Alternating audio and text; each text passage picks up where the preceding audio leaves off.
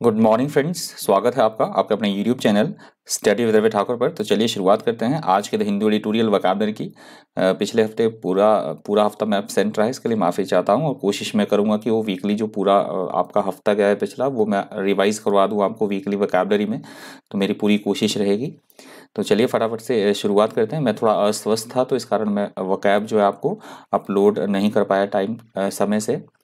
तो चलिए शुरुआत करते हैं आज के द हिंदू एडिटोरियल वोकैबुलरी की। आज का पहला जो वर्ड है वो है कोर्सिव। कोर्सिव यहाँ पे एडजेक्टिव की तरह यूज़ हुआ है। कोर्सिव का मतलब लिया जाता है ऐसा कोई काम जो कि ज़ोर ज़बरदस्ती करना, मतलब किसी के साथ उसे बोला जाता है कोर्सिव। इस तरह के कोई एक्शंस या इस तरह के कोई मेजर्स लेना, उसे बोला जाएगा कोर्सिव। या फिर मैंने आपको बताया था रेप की सेंस में भी इस वर्ड का यूज़ होता है। Coercive measures are intended to force people to do something that they do not want to do. That is called coercive. Synonyms आप देख सकते हैं violent, forcible, compulsory और forceful. Antonyms है powerless, accountable, dominated और mild. Example देख लीजिए, Supreme Court said that no coercive steps should be taken against Kolkata police commissioner Rajiv Kumar. कि सुप्रीम कोर्ट ने ये कहा कि जो कलकत्ता पुलिस कमिश्नर राजीव कुमार है उनके प्रति जो किसी भी तरह के इस तरह से हार्श जो एक्शंस हैं, फोर्सफुली कोई भी स्टेप्स जो हैं वो ना लिए जाएं। अगला हमारा शब्द है योग। यहाँ पे नाउन की तरह यूज हुआ है। योग का मतलब होता है किसी तरह की कोई दास्ता, गुलामी, पराधीनता, उसको बोला जाता है योग। ये जो मैंने इमेज आपको लगाई है इसके अंदर मतलब बैलों को जोता जाता है, इसको बैलों के ऊपर, कंधों के ऊपर रख के फिर मतलब हल चलाया जाता है, किसान हल चलाता है, जोता जाता है, जुताई की जाती है खेत की बैलों के द्वारा। तो ये बैलों के गर्दन के ऊपर लगाया जाता है। तो मैंने इमेज आपको लगाई है, इसको योग बोला जाता है। एडिटोरियल में जो यूज हुआ है वो हुआ है पराधीनता, गुलामी या दास्ता की सेंस में। Something that limits your freedom and makes your life difficult is called yoke. Synonyms है slavery, bond, nexus, helotry, attach और bondage. Antonyms है unyoke, disjoin, freedom और emancipate. एग्जाम्पल देख लीजिए, people are still suffering under the yoke of slavery. People अभी भी जो है, लोग, काफी सारे लोग जो है वो दास्ता से अभी भी जूझ रहे हैं। अगला हमारा शब्द है सोसाइटल। सोसाइटल यहाँ पे नाउन की तरह यूज हुआ है। सोसाइटल का मतलब होता है हम सामाजिक बात की, हम कोई समाज के बारे में बात कर रहे हैं, सामाजिक रूप से हम कोई बात बोल रहे हैं, तो उसे बोला जाता है societal. Societal means relating to society or the way society is organised. Synonyms है सोशल, कम्युनल, सोसाइटी और कम्युनिटी, कलेक्टिव और common. Antonyms outcast, unsocial, classified और कंसील्ड। एग्जाम्पल देख लीजिए, the societal changes that have taken place over the last 2 decades. पिछले 2 दशकों में जो भी सामाजिक जो चेंजेस हुए हैं सामाजिक तौर पर, उसकी बात कही गई है। अगला हमारा शब्द है पैट्रियार्कल। यहाँ पे एडजेक्टिव की तरह यूज हुआ है। पैट्रियार्कल का मतलब होता है ऐसी जगह या ऐसा समाज जहाँ पे कि पुरुषों को महत्व ज्यादा दिया जाता है एज कंपेयर टू महिलाओं के। पुरुष प्रधान या पुरुष प्रधान समाज, that is called patriarchal. A patriarchal society, family or system is one that in which the men have all or most of the power and importance. Synonyms आप देख सकते हैं fatherly, paternal, ancestral और patriarchal. Antonyms है इसका feminist, advanced, common और unfatherly. Example देख लीजिए, a very patriarchal society could only change gradually. कि जहाँ पे ऐसा समाज जहाँ पे पूरी तरह से पुरुष प्रधान समाज हो, उसे चेंज होने में थोड़ा सा वो चेंज होगा, पर उसमें थोड़ा सा ग्रेजुअली वो चेंज होगा, धीरे धीरे उसमें समय लगेगा। अगला हमारा शब्द है इलोप। यहाँ पे वर्ब की तरह यूज हुआ है। बड़ा ही इंटरेस्टिंग ये वर्ड है और न्यू वर्ड भी है। इलोप का मतलब होता है भागकर शादी करना। जब कोई 2 युगल भागकर शादी करते हैं तो उसे बोला जाता है elope. When 2 people elope, they go away secretly together to get married. Synonyms देख लीजिए, run off, escape, flee, abscond, leave और run. Antonyms appear, quest, remain और stay. एग्जाम्पल देख लीजिए, my girlfriend Kavita and I एलोप्ड। कि मेरी girlfriend कविता ने और मैंने भागकर शादी की। अगला हमारा शब्द है इवेड। यहाँ पे वर्ब की तरह यूज हुआ है। इवेड का मतलब होता है किसी भी चीज से टलते रहना, किसी भी चीज से अपने आप को बचाना, पकड़ में ना आना, उसे बोला जाएगा evade. If you evade something, you find a way of not doing something that you really ought to do, that is called evade. Synonyms है अवॉइड, एल्यूड, एस्केप, बाईपास और साइड स्टेप। एंटोनिम्स है confront, accept, embrace और face.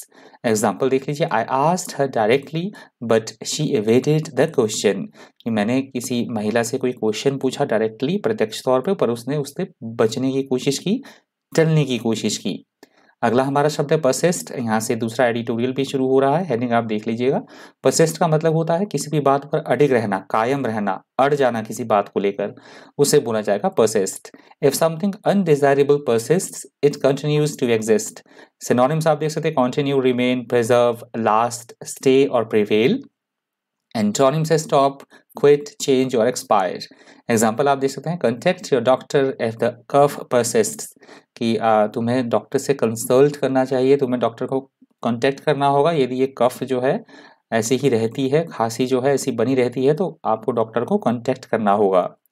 अगला हमारा शब्द है probe. यहाँ पे वर्ब की तरह यूज हुआ है। प्रोब का मतलब होता है किसी भी चीज के बारे में खोजबीन करना, जांच पड़ताल करना, उसे बोला जाएगा probe. If you probe into something, you ask questions or try to discover facts about it. Synonyms आप देख सकते हैं investigate, examine, study और explore.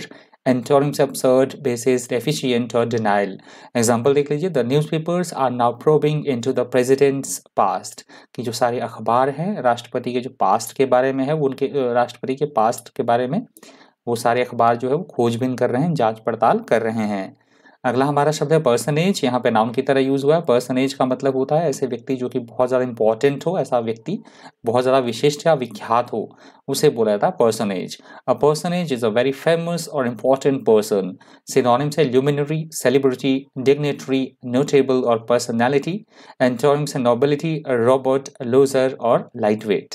एग्जाम्पल देख लीजिए, politicians, film stars and other important personages. तो ये बात की गई बड़े बड़े पॉलिटिशियंस की, फिल्म स्टार की और दूसरे जो वहाँ पे विशिष्ट या महत्वपूर्ण व्यक्ति है तो उनके बारे में बात कही गई है। अगला हमारा शब्द है अनर्थिंग। अनर्थिंग यहाँ पे वर्ब की तरह यूज हुआ है। अनर्थिंग का मतलब होता है किसी भी चीज़ को प्रकाश में लाना, सबके सामने ले आना, चीज़ों को खोजना या किसी भी चीज़ को भूमि से, जमीन में से निकालना, that is called unearthing. To dig something up out of the ground to discover something that was hidden. Synonyms आप देख सकते हैं फाइंडिंग, डिस्कवरी, फाइंड और डिटेक्शन। एंटोनिम्स है सिक्योरिटी, एम्बिग्विटी, बरियल और कैमोफ्लेज। एग्जाम्पल देख लीजिए, archaeologist have unearthed a Roman tomb, कि जो ये पुरातत्व विज्ञानी होते हैं जो कि खुदाई से संबंधित काम करते हैं, आर्कियोलॉजिस्ट ने क्या किया, एक रोमन टॉम्ब को जो है वो खोद निकाला, खोजा। अगला हमारा शब्द है कंसोर्शियम। कंसोर्शियम यहाँ पे नाउन की तरह यूज हुआ है। कंसोर्शियम का मतलब होता है किसी भी तरह के हम कोई ऑर्गेनाइजेशन की बात कर रहे हैं, संगठन की, संघ की हम बात कर रहे हैं, उसे बोला जाएगा consortium. Consortium is a group of people or firms who have agreed to corporate with each other. Synonyms देख लीजिए, एसोसिएशन, फेडरेशन, यूनियन और organisation. Antonyms isolation, discord, antagonism और डिवीजन। एग्जाम्पल देख लीजिए, the consortium includes some of the biggest building contractors in North America. तो North America की बात की गई है कि नॉर्थ अमेरिका के जो किसी तरह का कोई संघ है, संगठन है, इसमें नॉर्थ अमेरिका के सबसे बड़े से बड़े बिल्डिंग जो कॉन्ट्रैक्टर्स हैं वो इसमें शामिल हैं, इस संगठन में, इस संघ में। अगला हमारा शब्द है सीड। यहाँ पे वर्ब की तरह यूज हुआ है। सीड का मतलब होता है किसी को कोई चीज सरेंडर कर देना, मतलब सौंप देना या आत्मसमर्पण करना, गिव अप करना, या कोई चीज सौंप देना, उसे बोला जाएगा cede. If someone in a position of authority cedes land or power to someone else, they let them have the land or power, often as the result of military or political pressure, that is called cede. Synonyms आप देख सकते हैं, yield, surrender, relinquish, abandon और grant. Antonyms है defend, retain, fight और bear. Example देख लीजिए, Larry Page and Sergey Brin will remain directors of Google but will cede their CEO and president titles। ये बात कही गई है, जो फाउंडर थे गूगल के हैं लेरी पेज और सर्गे ब्रिन, वो अभी जो है गूगल कंपनी के डायरेक्टर तो है, वो बने रहेंगे, परंतु अपनी जो उनके पास पोजीशन है सीईओ और प्रेसिडेंट की, उसे वो सौंप देंगे।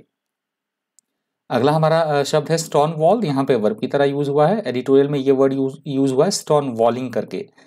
तो स्टोन वॉल का मतलब होता है किसी भी काम में किसी तरह की कोई बाधा पैदा करना, मतलब अड़ंगा पैदा करना या सहयोग करने से पीछे हटना, उदासीनता दिखाना, उसे बोला जाएगा stonewall. Engage in delaying tactics or refuse to corporate, that is called stonewall. Synonyms obstruct, stall, thwart, block. Antonyms hasten, agree, back और गेट मूविंग। एग्जाम्पल आप देख सकते हैं, I was trying to explain to them that I needed the money but they were stonewalling me, कि मैंने उन्हें ये explain करने की कोशिश की कि मुझे पैसों की आवश्यकता है, परंतु वो मुझे टालते रहे, वो मुझे बाईपास करते रहे।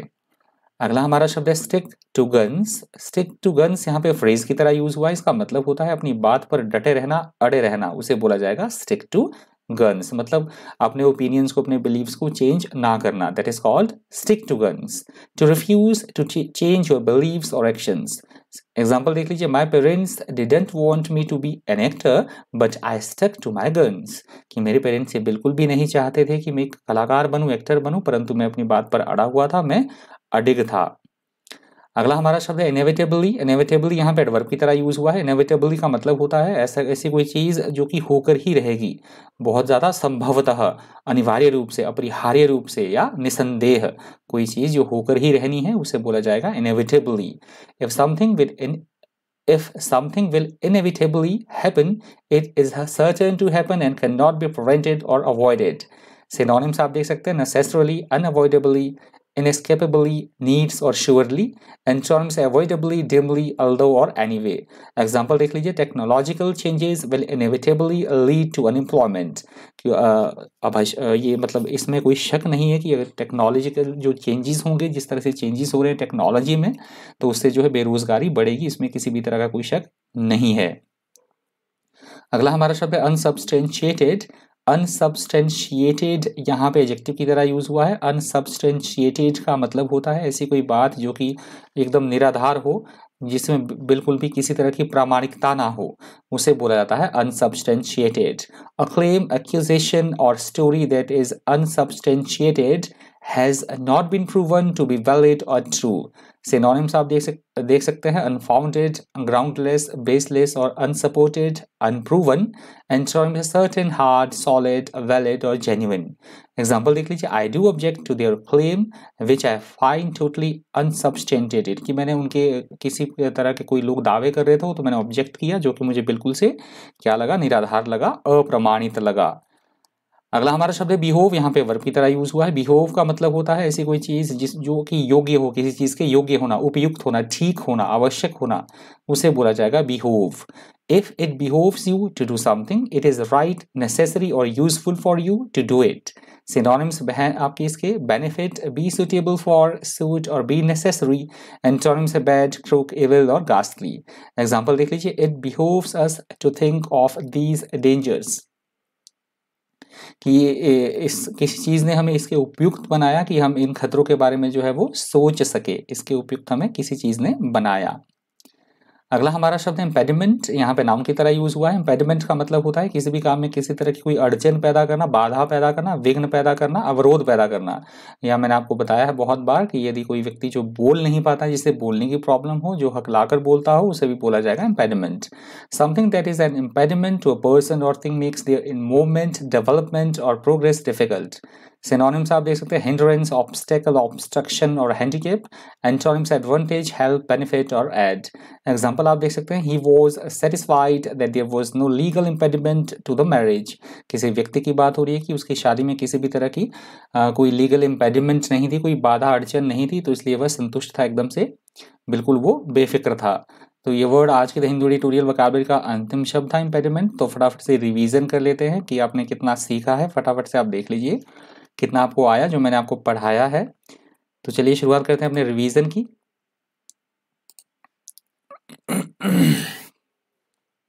हमारा जो पहला हमारा स्लाइड था, माफ कीजिए थोड़ा सा लैग आउट हो रहा है। आई होप आपको विजिबिलिटी आपको दिख रहा होगा। पहला मैंने आपको बताया था कोवर्सिव। कोवर्सिव का मतलब होता है मतलब किसी से किसी तरह की कोई जोर जबरदस्ती करना या डांटना फटकारना बोल सकते हैं आप, जबरदस्ती अपना काम करवाना किसी से, दैट इज कॉल्ड कोवर्सिव। योग का मतलब मैंने बताया था ऐसा, ये जो इंस्ट्रूमेंट मैंने यहाँ इमेज लगाई है जिससे इससे बैल को मतलब बैलों के कंधों के ऊपर ये रखा जाता है और इससे बैल मतलब किसान हल जोतता है, तो उसे बोला जाता है योग। एडिटोरियल में इसका यूज हुआ था गुलामी की सेंस में, दास्ता की सेंस में। सोसाइटल का मतलब मैंने आपको बताया था समाज से संबंधित कोई बात हो रही है तो उसे बोला गया है सोसाइटल। अगला वर्ड है पैट्रियार्कल। पैट्रियार्कल का मतलब होता है ऐसा समाज जहाँ पे कि पुरुषों की ज्यादा चलती हो, एज कंपेयर टू महिलाओं के, मतलब पुरुष प्रधान समाज, उसे बोला जाता है पैट्रियार्कल। इलोप का मतलब होता है भाग कर शादी करना, उसे बोला जाता है इलोप। अगला हमारा शब्द है इवेड। इवेड का मतलब होता है किसी भी चीज से टलते रहना या बचना किसी चीज से, उसे बोला गया है इवेड। अगला शब्द है परसिस्ट। परसिस्ट का मतलब होता है अपनी बात पर अड़े रहना, अडिग रहना, उसे बोला जाएगा परसिस्ट।